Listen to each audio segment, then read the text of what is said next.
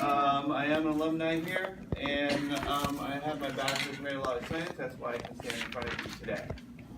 All right? Any other questions for me? Because I do not like to brag on myself. I'm here to help you. Any questions at all? Yeah. Question: where did you get your bachelor's from? Well, the school has changed. I don't know what it's called now, but it's out of the University of Florida. They actually changed the name of it. I don't remember what it is now. They send me stuff all the time. I just don't pay attention. I also don't do reunions or anything else. I work full time and I work here a lot. And if it's true that I'm teaching for 20 next year, I'll be working 7 days a week. Next semester, right? So yeah, my schedule always changes. I never know what I'm doing in college until usually a week before. They'll say, hey, can you do that? Yeah, I can. And I do it. So you'll see me mostly in the clinical coordinator role at some hospital, San Mateo County and South. At some point you will see me, most of you. I know most of the second years already. I've already had them. I had a lot of them for 420 last year, and then I did 7 days a week last spring, and then I have a clinical coordinator as well, and I'm doing 2 hospitals right now, San Mateo County and the VA in Palo Alto. And that changes too, so I could go anywhere, children's, whatever, wherever they want me I go. I just don't like the people up in San Francisco area. I don't go that far. It's too far for me. And that's the only thing I absolutely have told them no to. So anything higher than San Mateo County, I just won't drive that far. Any other questions about me? I believe we're talking about a knee today, yeah? Yes. Okay. So these are Raphael's slides given straight to me. So one thing that I do want to enlighten you to, if you do meet me in the future, I am very, very, very visual. I am not the textbook guy. Okay? So for the textbook people, I generally have trouble with them. But for the visual people, we're in it. Okay? So the way I work is shadows. Everything you do is you put a light on it and you create a shadow. If you can understand my language of seeing what you're putting on the film through that shadow, we are good. Okay? Because that's what you're doing, right? You're shining a light on, pick a part. Today it's a knee. You're creating a shadow. When you look at your film, you're seeing a shadow. Well, that shadow is what's going to be there. And whenever I talk to you about a position, that's where I'm going. Does that make sense? Mm-hmm. Yeah. You have to know the half inch here and half inch there and point whatever there and point whatever there. Yeah, I'm going to make you do that on any test that you have me with. But when we talk, it's putting a light, creating a shadow, and making an image. You can understand that it's going to make you fast, and it's going to make you accurate, and the text will leave you alone. The ultimate goal. Right? Yeah. Because I'm a tech too, right? And I get frustrated too. I have 2 hats. I put the teacher hat on, I'm here. That hat comes off, and I'm responsible over there. Right? And if you ever work with me, which you will, whoever ends up there will work with me, I give you a chance. I ask you straight up, can you do it? Yeah? Who's going to do it, me or you? You say you're doing it. Until you mess up. And then you're out. And then I do it, and then we talk after. And I'm like, look, why don't we just try it like this next time? And if you don't try it like that next time, we have troubles. Right? Wouldn't you be that way? Damn, I just got through telling you how we should do it, and now you're going to ignore me. Okay, you can go that somewhere else. Right? And that's what you're dealing with all the techs that you work with. It's just reality. And guess what? When you're out and you're working, you're going to do the same thing. Right? Because who gets yelled at when it's wrong? The student? Well, you probably yelled at them. But who's really getting yelled at? It's you. Right? You're the one that gets Steve to the reading room. Again. Right? And then you got to walk in there and go, okay, what did I do? Take the beating, change it, fix it, and walk out. That's what you do. I don't like getting called in there. Okay? I don't think anybody does, but I definitely don't want to be called in there. And I'm not going to be called in there because you made me get called in there. So if you understand that mentality, you can understand how to work in that clinic or hospital or wherever you're at, because that's the reality. Does that make sense? Okay. Yeah. And then the last component is it's you sick in that bed and you're hurt. Who's had a broken bone in here? When does it hurt the most? There's an initial shock, but you settle down, and when does it hurt again? The aftermath. When you move. And then here comes the student x-ray person trying to move the darn thing.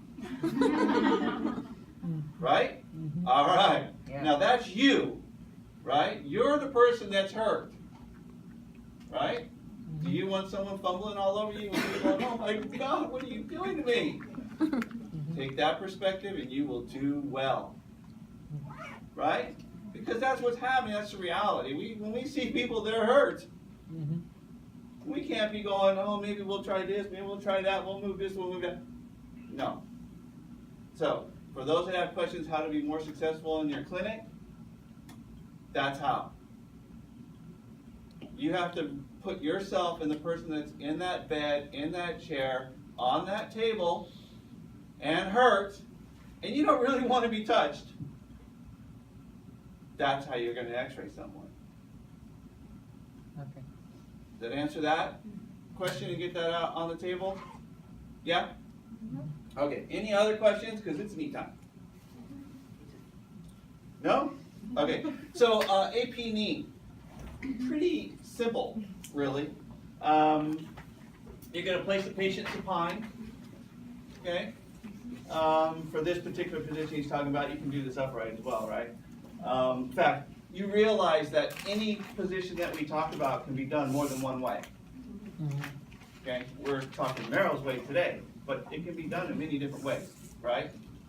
Again, if you can't move it, you're getting creative. Mm-hmm. That's beyond 410 today, but that's reality. All right? All right. So you're going to adjust the pelvis to make sure there's no rotation. How do you know if the pelvis is rotated? ASIS. Everyone know the ASIS? Yeah. If you don't know any of the terms that I talk about today, when you go home, it is all about anatomy. Okay? You need to know this anatomy like that. And when you come see me, we're talking about pathology, you don't know the anatomy like that, we are going to have a bad day. Okay? Pathology is all about the anatomy, and I am not an anatomy teacher. Alright? So, if you don't know any of the terms I'm talking about, ask me, but review and study. Alright? This is your full-time job, right? Alright. So ASIS needs to be equal distance. So you stick your thumbs on the ASIS, fingers down at the table, and make sure they're the same distance. And that's for anything you do. You ask me about an L-spine, abdomen, I don't care what it is. If you get your fingers on the ASIS, that's how you're looking for rotation. Now, can you find the ASIS on any patient? 500 pounds? Yes, you can. It's an attachment point. It is one of the few things that stick out and are easily touchable on anybody, no matter how big or small they are. It is an attachment point. Now, you might have to get underneath a little flap to find it, but it's there. There's no fat grows on top of the ASIS. Okay. All right? So, that's how you make sure your pelvis is straight. You're going to put your IR about a ½ inch below the patellar apex, which should be able to see on most people. Some people, when they're really large, it's kind of hard to see it. So if you flex the knee just a little bit, it'll give you a little indentation of the little conical shape of the patella, and then that's your target. So about a ½ inch below that, okay? Do not look at the foot. So I think this next one is trying to tell you, you rotate your leg a little bit, 3 to 5 degrees, whatever. You need to know that number, so it's not that whatever, but you need to know that number. But don't look at the foot. If the foot's straight up and down, is the knee straight up and down? No. Well, maybe, but maybe not. Right? Because there's bowing of the tib fib. So you need to look at the epicondyles of the femoral, right? So you need to make sure those are parallel to the table. So the best way to rotate the knee, if the knee's hurt, for example, is like is moving the feet, holding your hands on the femur, or where do you hold usually to rotate? Okay, the knee? so wow, this is one that okay. What's your name? Sarah. Sarah, stand up, please. Oh, that's my daughter's name. We are going to get along just fine. So there are certain things that you can do, and one is never grab. Okay. I hear grab, we have a big problem, okay? So if I just ask her to stick her arm out a little bit, and then I'm going to just do this. Oh, did you see what she did? Yeah. What did I do? Just touched me. Didn't even move. I'm not grabbing nothing. All I'm doing is a suggestion, Oh, okay. right? And then if someone doesn't move, I say, just follow me, Mhm. right? Mhm. That's all I do. Now, if I need her to stand up straight, I just do this. That's it. How far am I touching you? Right? So I need a chest X-ray lateral. Can you stand up straight, please? C-spine. Can you stand up straight? Right? So these are things that I'm not having to do this to manipulate, because I'm going to get knocked out. Right? I mean, let's think about that. I just grab. So the first question you should ask any patient at any time, I don't care if it's a knee or whatever, is there anywhere else on you that I cannot touch that's going to hurt you? Okay. First question. Okay. Because when I'm going, can we come this way? She goes, ah! And I was doing a leg. I didn't know she had a problem with her elbow or shoulder or pick one. I didn't know that because I was just like, can we go this way? Which is what you're normally going to do, right? Isn't that what you do? Can you come this way? I'm going to have you sit right here. Right? Oh, but that shoulder was jacked. Yeah, sorry. Right? So the shoulder's messed up. But you're not going to know that unless you ask. Simple, right? Until once you think about it. It's pretty simple, right? So ask, is there anywhere that I can't touch you? And then, be gentle. It's compassion. Mhm. Right? Your biggest job that is not being taught here is critical thinking. It's thinking through a situation that is not in the textbook. That's not on page 256. Right? Right. So, if you have something that's broken and you have to actually move it for some reason, you support both ends. Okay. And don't allow it to move. And communicate. You tell them exactly what you're going to do, exactly when you're going to do it, so you actually do it together. Mhm. My goal is to not have a sound out of my patient when I have to move them. If they make any noise at all, I failed. That's just my personal thing, right? And it can be done. I mean, I do this all the time, right? I mean, it's what I do for a living, right? So you can do that, but you have to be compassionate. Think it through. Okay, does that answer that question? Yeah? So just a little subtle you're Okay. just suggesting. And then they're doing all the work. You're not doing anything. Work smarter, not harder. And my way of doing, people ask me, you working hard today? Oh no, never. Okay? Alright. So that covers that slide, right? So you want to make sure that those condyles are straight, okay, and parallel to that's the biggest one, right? What else do they have here? So generally, you all should know this from anatomy, and you can look at our little dummies around here, wherever the little skeletal guy went. Patellas on the knee are not perfectly centered, right? So, some people say, they're going to talk about putting that patella right down. You got to watch out for that. Everyone's anatomy is different. Okay? All right, so make sure you understand that anatomy. Now, this is the way this is Steve's world. What I suggest is you read what they say in Marrow. Look at the picture that they gave you with the person on it. I happen to know, because I've been here a little while, that myself, Raphael, and Pam, we will tell you when an image does not match. If If I go, look at that picture and does that look quite right? I'll tell you, because some of the images in barrels are not ideal. But for the most part, if you look at the light, you look at the shadows being projected and how they put the tube there, that's it. That's that visual thing. Okay? Then the second thing you do is you look at the x-ray. And then you find at least two things that make sense into your brain. In this case, it's going to be the tib-fib relationship for an AP.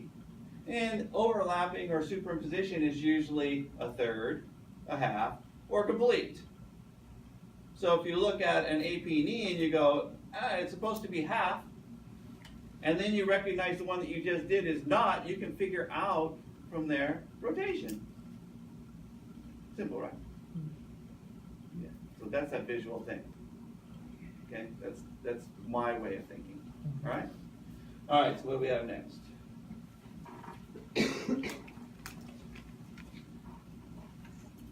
All right. CR is variable. So basically, this has to do with the size of your patient.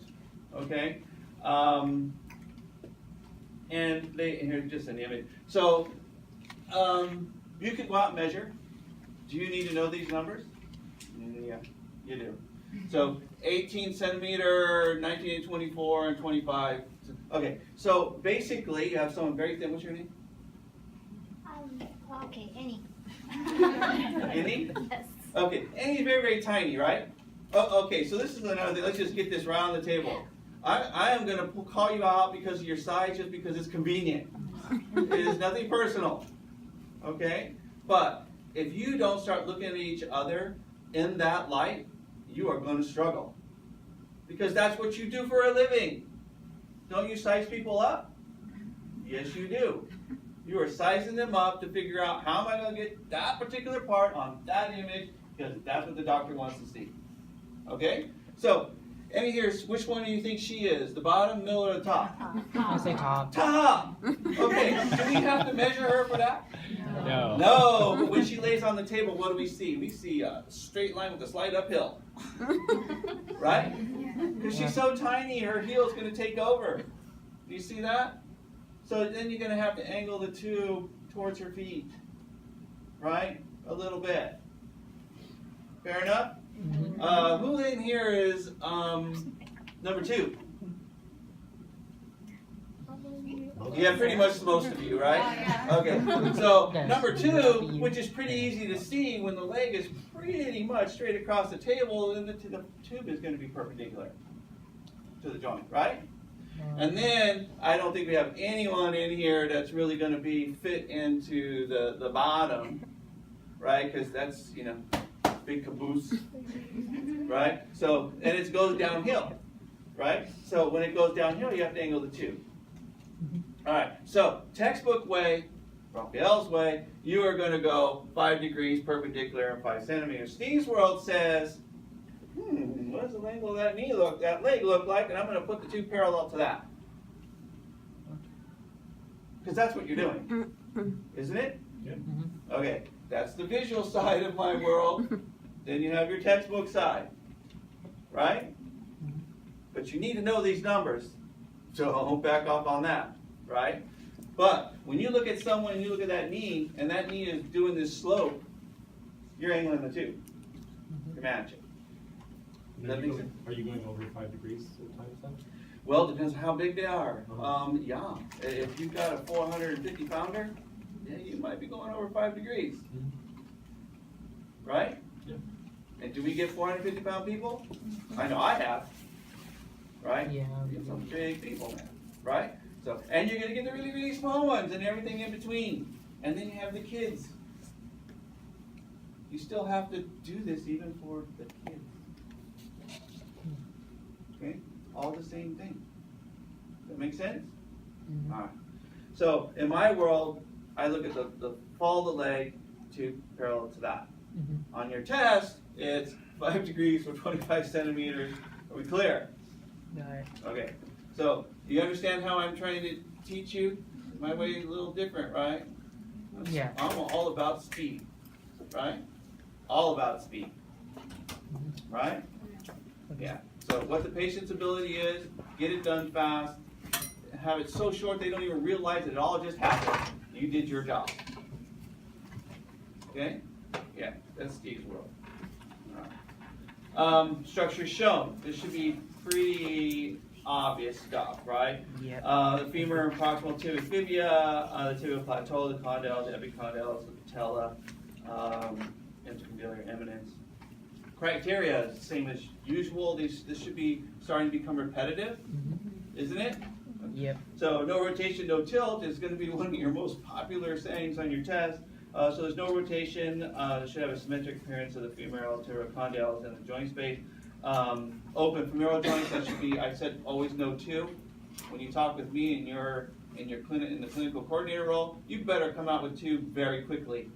One would be open joint space, common sense. Open joint space and no rotation. Two would be the appropriate medial half of the fibular head should be superimposed by the tibia, about 1/2. Which I already told you in the beginning of the class, everything is that way. I don't care if it's a hand, I don't care. You tell me a position, there will be something that will be that obvious. Okay? You pick those, you're going to be fast. Okay. Intercondylar eminence will be seen in the center of the intercondylar fossa. So these are all the criteria. There's a list of them, right? You need to know them, but there's two that you should recognize on your image very quickly to help with rotation and errors. You understand where I'm coming from? Soft tissue around the joint, that's always a criteria for any, should be on all the extremities you've learned so far. I'm not sure where you start. You started with finger, right? And now you're down to the knee. So all these extremities are the same. You need soft tissue. Patella completely superposed on the femur with the bony detail of the patella. Okay, so this is what I was talking about. You take your image in Merrill's and you go, oh, look how they put the light on there. Right? 8 by 10, 10 by 12. Most adults can be 10 by 12. Right? Yeah. So then you're looking at the fall of that leg and you're going, am I going to put the two perpendicular? Right? And then just below the patella apex. So once you have this in your brain, if you're one of like me, you've got this little, that picture's ingrained in there, you're going to do the same thing to your patient. Oh yeah, on test day 2. Right? Yeah. Then you understand this picture. Right? So this is your trigger. Uh-oh, uh-oh. Didn't it work? Let me, get this guy to, there we go. Here. See it right here? Half the tib fib over the, yeah? Of the fibula superimposed over the tib fib right there. That is what you're looking for. Now, where will that tibia be if it is laterally rotated? Superimposed. Superimposed. Woohoo! Right? If it's too medially rotated, it's where? No. It's open out. space. Right? If you can see that, I'm seeing some stares. So you understand what I'm talking about? Yeah. So we understand the relationship. So this is the femur, right? Here's the fibula, right? If we can picture this in your brain, this is that visual thing, man. I'm telling you. When you turn it this way, where does it go? It goes out. It goes out. When you turn it this way, where does it go? It goes in. It goes in. That's why it's so important to understand that relationship for if someone comes in and says, this is rotated, I don't know what to do, you're going to go, oh, because you can tell by this.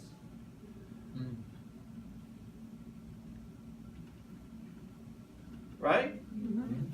Yeah, that's that visualization thing. The textbook people are right now are going, I don't know what the hell he's talking about. But if you can visualize that, it is going to change your world. It will make you fast. Because that's what you want to be seeing, right? You want to be seeing that relationship under the skin. I don't even want to see your skin. I'm not seeing your skin when I'm doing your action. I'm seeing the bone underneath and going, that's what I got to put there. That's your job, right? You're not seeing the skin anymore. You're seeing that. Because that's the shadow that you're making. And if you can understand what I'm saying, it is going to make you very good, very fast. Okay? So you have to understand that relationship. Yeah? And if you don't, then you go home and you go like this. Because it's not going to change. This isn't going this way, right? It's stuck there. It's going to go like that. Right? It's a very valuable tool. Right? Yeah, wait till you have to do that with the spine and the neck and everything else, because it's the same. It's all the same. Right? That's why we do the angles, because we're moving things so different things can be shown. Got it? Yeah? Okay. That's how everything else is going to work when you're with me. Okay? So we understand that relationship. We have the open joint. This is what your AP knee should look like. Now, what you're going to notice is these are closed when the tube angle is wrong. So when you're out there and you're doing knee for real, and you can see that that space is closed, you want to look back because you're not telling your tech what to do, none of that. But if you go, that's Steve said it. And then you see the picture and you go, whoa, maybe Steve would have worked because that one didn't. Right? That's how you learn. Every day you learn something to do and you learn something not to do. You don't always have to talk about it. And it makes the text bad. Right? But that's what you do, right? But you can see it because if the joint's closed, did you have to tell the tech that the joint's closed? No, you keep it to yourself. No. Do you have to tell them, hey, this might have worked better if you'd have angled that tube and matched the leg like Steve said? No. You don't tell them that. Right? You don't tell them that. But you already know because you already saw it and you already figured it out, so that when it's your turn, you're going to go, I'm going to do it different. You just learned what not to do. Okay. It was a good day. Right? Every day you walk out, you learn one thing, it's a good day. You walk out and learn 0 that day, that was not a good day for you. It's a waste of time. Right? Yeah. Every day you learn something to do, and you learn what not to do, but you don't always have to talk about it. Okay. Alright? Okay, so you can do the same thing standing. Now, you're going to hear a lot about OID. Right? Object image distance. That's correct. So you always want to minimize it. But let's say you've got someone like me that's got a little bit of package back here. Are you going to make me stand like this to get close to the buggy? No, I hope not. I hope not. So sometimes you're going to have a little bit of OID to make sure everything's straight and true, not tilted, not rotated. Okay? So you are going to sacrifice OID sometimes. And standing is going to be a good case for that, right? Because you're going to, it's like trying to get your butt up against the wall, and then now the heel's got to go too, and now I'm going to fall over. Can't do that. Okay? So don't get too nervous about the OID thing. You go, but I don't have a lot of OID. No, you just do it. Okay? If you can minimize the OID, that is always the goal. Right? Magnification. You guys got that far yet? Looking over your head? No? Right? Have you experimented yet, taking a flashlight, stuck your hand down and moved the light, and then move your hand and watch what happens to the shadow? It gets bigger or Yes, smaller. it does. And if you haven't done that little thing, you should do that because that is exactly what you're doing every day. Right? If you hold the light, don't move it, move your hand and watch what the shadow does. You should probably do that tonight. Because it'll change your world. You're going, that's exactly what we do. Because that's exactly what we do. It's shadows. Right? Yeah. And then you don't move your hand, move the light, and watch what happens to the shadow. It's exactly what you do every day when you aim that tube. Understand that principle and you'll be doing well. Okay? So sometimes you're going to have OID, but the rotation can't be there. Now in this picture, I will tell you, I will always point out errors in a picture. Can we always have feet together, heels together, and metatarsals together, and ankles together? And you're doing no. Why? Because the knees probably won't be straight. Okay? So, be careful on this picture. Okay? You want to make sure same rules apply. Condyles parallel to the bucky on both knees. Okay? And then what you want to do there, and you want to be very careful. This is one of those things where you be very specific about what you say. If the heel needs to move, then you say, can you just leave your ball of your foot down and you put your finger on the top of the ball of the foot. There's no pressure. Just put the finger there. Ask them to move the heel out. Right? So now the heel goes like that. Then you go to the other foot, and then they're standing all like this. I can't help that, but the knees are straight. Right? Okay. You feel me? Because if you're asking them to do all of this, you're going to be here all day. Right? Have you done that yet? Have you made that mistake yet where you ask someone to move on their own completely? And then they're dancing for you? Yeah. Yeah? Because I know it happens because it's happened to me before. That's how I've learned these little tricks, because you're going, man, I'm going to be here all day. Right? And that's not the goal. Right? So the other thing that you're going to hear if you haven't heard from the other students yet is I say, who's in charge? You are. And then I say, take it. Okay? Because you're in charge, just like I did with her arm. Did I do anything aggressive? No. But you followed me so willingly.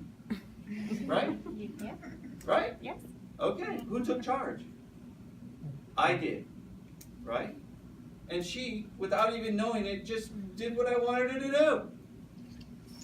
Because you're in charge, so take it. It's that confidence that makes a difference, right? Think about it. I come up to you and I'm going, I think I need you to, where are you going to be with me? That quick. Yeah, that guy's an idiot. Don't touch me. Right? I mean, that's what's happening. Think about it. You're the one on the table. Is that what you want? That's not what you want. You want someone that's got confidence, but not too much confidence. Right? And then have some compassion to make it happen. Right? Well, that's what I mean by take charge.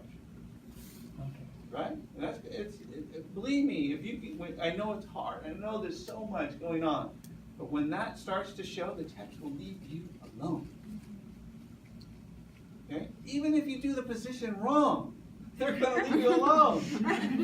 Because you look like you know what the heck you're doing. Right? And then they're going to go back, we probably should have, okay, great, I'll do that next time. All right? And that's what you do. Right? That's how you want to be successful. Fair enough? Yes. Easy stuff. Okay. So the rules are the same for weight bearing. Now, whenever you do anything other than normal, what do you have to do? Annotate it. Annotate it. When you do something standing, you better put WB on there, or weight bearing, or whatever your style is. To me, it's just WB because I'm always in a hurry. Right? But I got to tell them that this is weight bearing. Right? You do weight bearing feet, weight bearing ankles, whatever. If it's not the norm, which norm we already started was like you need to annotate it. Correct? All right. So that's what we need to do with weight bearing knees. The same. Is there going to be any difference here for any of the criteria we did on supine? Joint needs to be open, needs to be the center of the film. The only thing you're not going to do here is you are not going to angle the tube. The tube will be perpendicular on weight bearing. Okay. Okay? It's about making the patient straight. Are you following me? That's why the heels aren't going to be against the bucky when the butt's too big and they're leaning forward, you're ready to fall on the face. You're going to have them standing up straight with the legs straight, and you're going to turn them so that the condyles are parallel, and take your picture and move on. What size film are you probably going to use for this? 14 by 17. Right? Because you're going to get two knees on there. Are they always going to be touching? We already covered that. No. Okay? For the very small people, yes. Because they're so tiny. But for everybody else, normal, no. Right? Get it? All right. So no rotation, open joint spaces, and optimal exposure factors. Now, right now it's a little soon for that, but make sure you understand that I really expect that 8:45, that you start looking at technical factors today. When you're in the clinic, you should be having a look at the technical factors so that you get an idea of what's going on. Now, when you're my student and clinical coordinator, I'm not going to hold you to knowing techniques yet. But you're hurting yourself if all you do is take a picture and run, take a picture and run, take a picture and run. picture and run. You need to take the picture, look at it, and look at those two things to see if it was rotated. Then run. Right? Yeah. So, and then you want to look at the technical factors. Today, when I ask you what is short scale, what's the density, what should you see, you're going, huh? Right? But when you look at an image and at some point you're going to go, whoa, that looks pretty good. Then you're going to go, what did they use for that? And you just want to understand the range. Was that 60 kV? Was it 70? What did they do? Okay? Because that's going to help you tomorrow. But your primary focus right now, position. That doesn't mean you can't look at what they did. Right? Okay. Grids with knees? Grid, no grid? I say yes. Grid. Yes. Has Raphael talked about it yet? Yeah. Yes. Okay. So what's Raphael's rule for grids for knee? 10 centimeters or more, you need to use a grid. Okay. Now, does that mean that everybody is going to use no grid for something less than 10 centimeters? Yeah. So there are some people that use a grid on knee all the time. Do you go, but Merrill says? Yeah. No. So it's up to the discretion of the tech, right? It is about radiation dose and radiation protection and everything. But grids give really good looking knees. Okay? But the dose is quite a bit higher. 3 times. So it's up there. Right? So generally there's a rule. So when Raphael's test comes out, says you're going to use a grid on 11 centimeters, do you say yes or no? Yes. And he says it's 5 centimeters and you go, No. there you go. Okay, so this is, you guys want a break or are we doing okay? Okay. Raphael did say he said to give you 5 minutes at some point. We're good. You okay, or you want to take the break now? I think we're here until like what, 9:25? 9:25? Yeah. Once, twice? Yes. Do you need a break, or am I going to go into this one? Okay. So PA knee. What's important here is 45-degree bend at the knee. Well, how do you get that? I mean, I have a little protractor in here. You guys have that little protractor? You put a little degrees on there, and it gives a little angle, and you're going to go up to the knee and go. What I do is make sure the toes are in line with the bucky. So when I have the patient stand, who's in charge? That'd be me. I'm going to tell you to stand forward so that the toes are in line with the bucky. Once the toes are in line with the bucky, when you're looking straight down, they bend their knees. That's 45 degrees. It's kind of a magic little thing. And they just stand straight up. And then you angle the tube 10 degrees down. Now, the thing that you should notice here is that the tube is parallel to the tib bit. That's kind of how the game's played. But it's 10 degrees. Okay? This one can be done on a 10 by 12 as well. And the same rules apply. I don't see that he puts the notes here, but what has to be parallel to the bucky? Parallel. Have the condyles. It's the same as the knee. So is there any difference between an AP and a PA other than the way you took it? No. All the rules stay the same. Criteria's got to be the same. Everything's the same, right? You can't have any rotation. You can't be having the legs out like this. You know, they got to be straight, right? Everything's the same. It's the same. Okay? All right. So, but this one takes the eminence, makes it a little bit bigger. Do you see the difference there? You get a little tunnel going on? Yeah. All right. This is the Rosenberg method. There is a second way to do this that's being done somewhere. I don't know where, but it's being done somewhere where you see the same thing, but they're just putting the femur against the bucky and then making the angle. But I can't give you a little trick for this one, how far the peak can go back, because that's just so awkward. I can't say why I would do it that way, because I don't know that I would. But the same rule applies. There still should be 45 degrees here. And then what gets awkward is this tube is still at 10 degrees. Okay? Which is going to take that eminence in there, that tunnel, and it's going to make it taller and longer. kind of distorting it. But if that's how the radiologist wants it done, that's how you're doing it. That's just, I've never tried that little trick, but that one seems hard to me. Doesn't it look hard? Yeah. It wouldn't be my first choice, that's for sure. Okay, but if one of the orthos say that's how they want it done, then that's how you're going to do it, awkward or not. Okay. Yeah. All right. A question? Yeah. So would it be best to like tell them to bend their knees right before you're about to make the exposure, like to get everything else ready before you ask the patient to bend their knees if they can't hold that very long? good question. So this is one where you have to have the bucket centered, the tube centered, to the part. Well, at some point, and that ain't today, you're going to get an idea of where to lower that bucky tube, right? And be very close. That ain't today. That's 300, 400, 500 exposures from today. All right?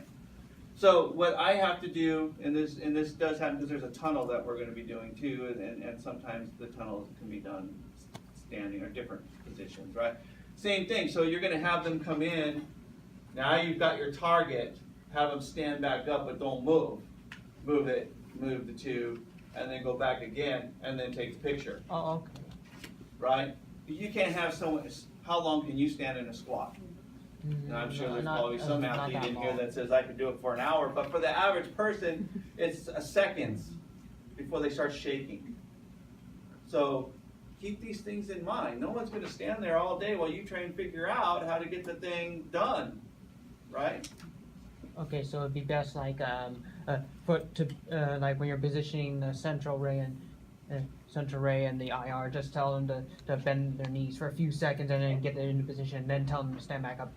Well, I'm not going to tell the patient to bend your knees for a few seconds. Who's in charge? Just bend your knees. Yeah, so you're going to have them go there, get your target, have them stand back up for a moment, but you got to be very, very clear. Good morning. You got to be very, very clear about not having them move. Yeah. Okay.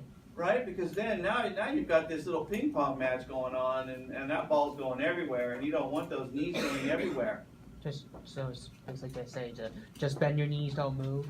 Yeah. So you just have it say stand straight up, but don't move anything else, right? And then they're just going to come right back up. Okay. And you're good. Now you got to do your thing. You can't stare at that for a long period of time. And then you go back down, and you should have already had the coning. So what's the in your order? Okay, let me back up. So you have, hopefully, you are developing some kind of flow. Yeah. So. Right? And so what is patient identification? All gone. What's the first thing you're going to do for this position? What's the first thing you want to set up? Yeah. The tube and the bucky. Tube and So you bucky. got your distance going on. That should be already done, right? What's the second thing you need to do? Ledge, I hear cone. Who said cone? Cone. Cone. Cone is the size of your film. You've already made a decision what film you're putting in there, right? So if you already have your light field set and the bucky ready to go in the angle, how long should it take for you to get the part in it? Not very long. Thank you very much. That is the beauty of the thing that I call the flow. Okay. Okay? Because if everything flows right along, it's just going to go. Easy. But if you don't do it the same way every time, and then you have to go back and go, oh, the distance wasn't right. Oh, they're not lined up. Oh, that's kicking. You're out. You're out. Stand over there. I'm coming in and I'm working. I don't like this. It's awkward, isn't it? It's way awkward. Well, it's awkward for that patient too, right? Yeah? Okay, so you have to have all these things down, so you're going to minimize how long they're holding that position. Okay. Right? So you need to do it the same way every time. First, you should be setting the panel, control panel, technical factors, get your distance, get the coning down, figure out what part of the room you're using. That should always be, there's always a plan A, but there has to be a plan B. What if they can't stand up? What if they can't do this? What if they can't do that? You never really want plan B, but you have to work with what your patient can do. Be compassionate. Right? Yeah. There's always a plan A and a plan B. There might be a plan C too. I don't even, sometimes you're gonna really reach. And you're gonna go find pads and sandbags and you're bringing in the whole workforce. But that's always the last result, right? Mhm. Yeah. So make sure your plan A is smooth and efficient and consistent. Okay? Makes sense? Do the same thing every day, the same way, exactly the same way. Doesn't have to be Steve's way. Just get it done. I don't care about that when you work with me either. I don't care which one you do first, second, or third, as long as it's all done, ready to go by the time that patient is there. Right? Yeah, that's what it's all about. Okay, so this is the same thing as the AP. Obliques and laterals, I don't know when. I think that's what's coming. But anyway, that's that slide. Some special thing, AP weight bearing. Yeah, actual weight bearing, Rosenberg method. I think he's telling you what you're going to be doing there. Those are the positions that are coming. Oh, Okay, why don't we take a little bit of a break, okay. and I'll go to oblique. We already lost one, probably to the bathroom, so roll it. 5 minutes, about 9 o'clock. We have 25 minutes.